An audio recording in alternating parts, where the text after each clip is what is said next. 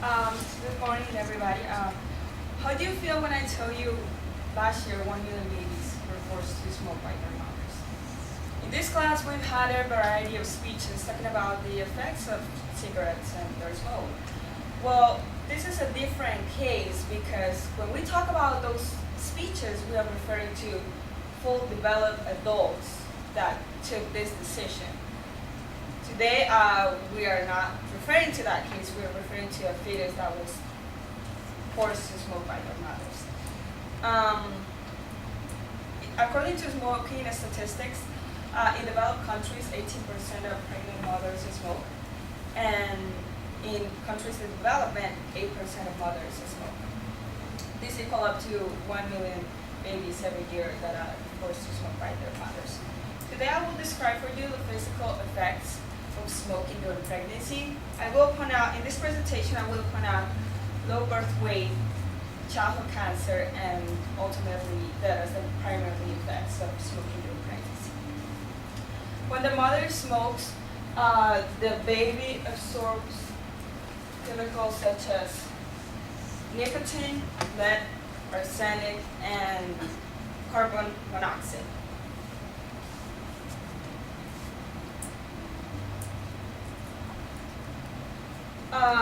The first one is low birth weight, which is anything less than 5.5 pounds.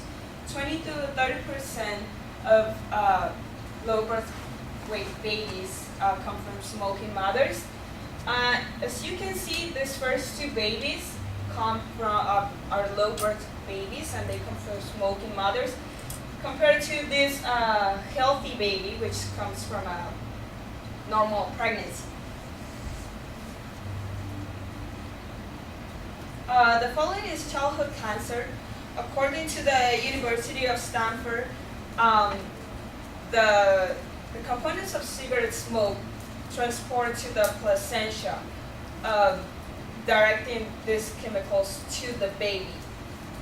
These act as mutagens, and they stay in fetal tissues, which leads to childhood cancer. There are two primarily types of diseases, which is leukemia, which is a group of cancers that usually begin in the bone and ends up in a big quantity of white blood cells. This is how the normal blood of a person looks, and this is how the blood from someone that has leukemia looks. As we know, this is a difficult disease to cope with, especially for a newborn. The other one is lymphoma, which is blood cell tumors. This is a tumor removed from a person that suffers from this disease, and it can happen in any type of, in any part of the body. However, it's more common to happen around the neck or sometimes in the arms.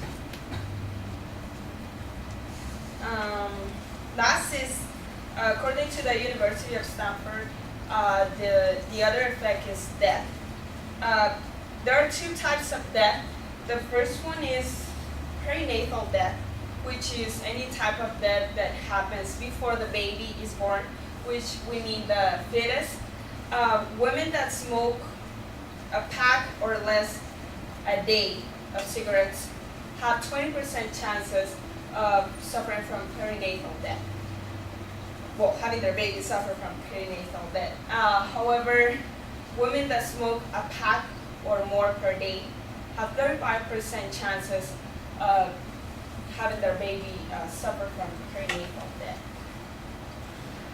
Sudden infant death, which is the death before the first year of age. And this happens, well, first I would like to define hypoxia, which is when anyone is deprived from oxygen in a part of the body or the complete body.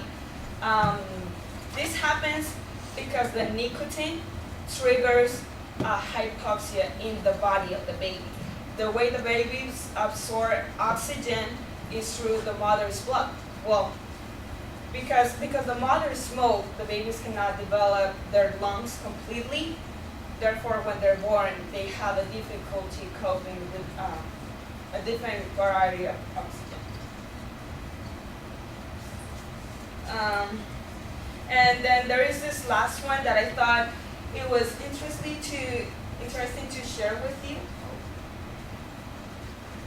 This is an ultrasound of a baby while the mother was smoking. We know that babies usually bear a variety of body movements when they're in the womb.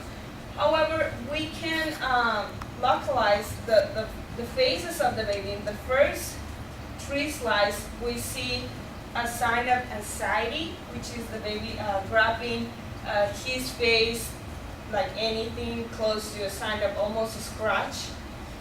And in this, I don't want to, but in here you can see like a sign of fear and as well anxiety. In these last ones, it's pretty much the baby trying to cover his mouth, which is a sign of fear and prevention. To conclude, we discussed the different effects of smoking during pregnancy. Although it's understandable that this is an addiction that's complicated to cope with, mothers should be aware of the dangers that this brings for the babies. Therefore, they should be encouraged to stop smoking. As well, it's important to know that nicotine patches and nicotine gums are still damaging for the baby because the baby is still able to absorb the nicotine. Thank you.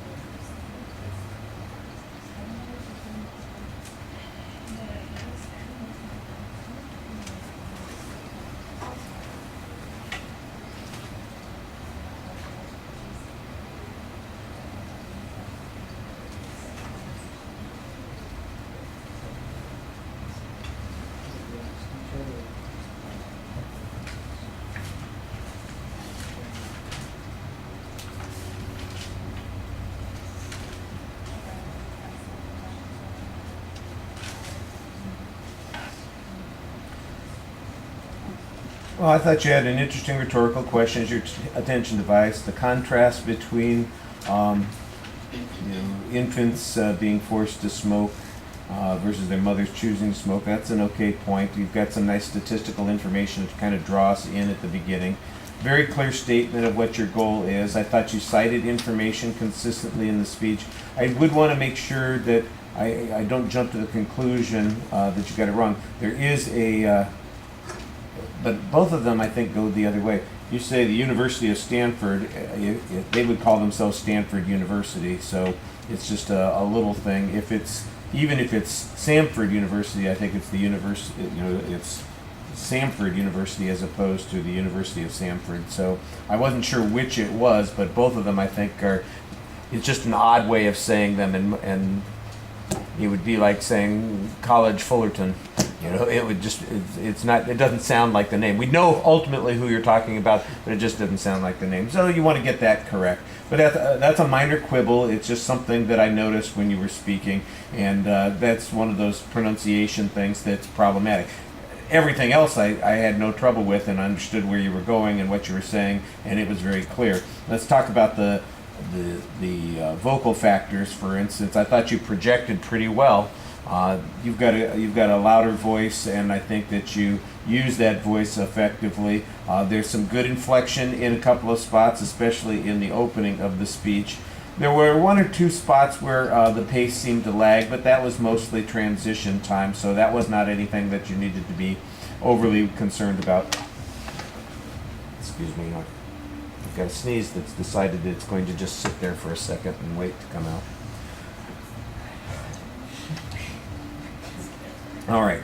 On the visual factors, I think that you do kind of have a confident stance, but 90% of the time you're kind of stuck in that zone there where people are taking up residence between the demo station and the screen, and it really feels like that's limiting your ability to relate to us. I thought that the best section in the speech was when you came out and started pointing out the things on the screen to us that we ought to be looking at, and you feel much more like you're engaged in talking to the audience in that situation, and that you are engaged with the topic. There were some good indicators, especially during that section. I think your facial expressions are fine. Your eye contact is usually good, especially when you're defining the issues, and I think you're looking at everybody regularly, and that you usually engage when you're looking at people. The visual materials are all prepared fine. There's not too many. The Prezi type presentation, I wasn't sure, were you having trouble with the remote, or did you feel like you had to stand there and use the cursor? Because Yeah, because last time it didn't work with the remote. So yeah, I think that's because didn't it end up that the remote was pulled out? something. Yeah, I mean, I would have tried it a little bit more, because otherwise you end up stuck in that same spot, and I think that's one of the things that, that's the big drawback of the presentation. That's the main thing that I noticed. All right, thank you.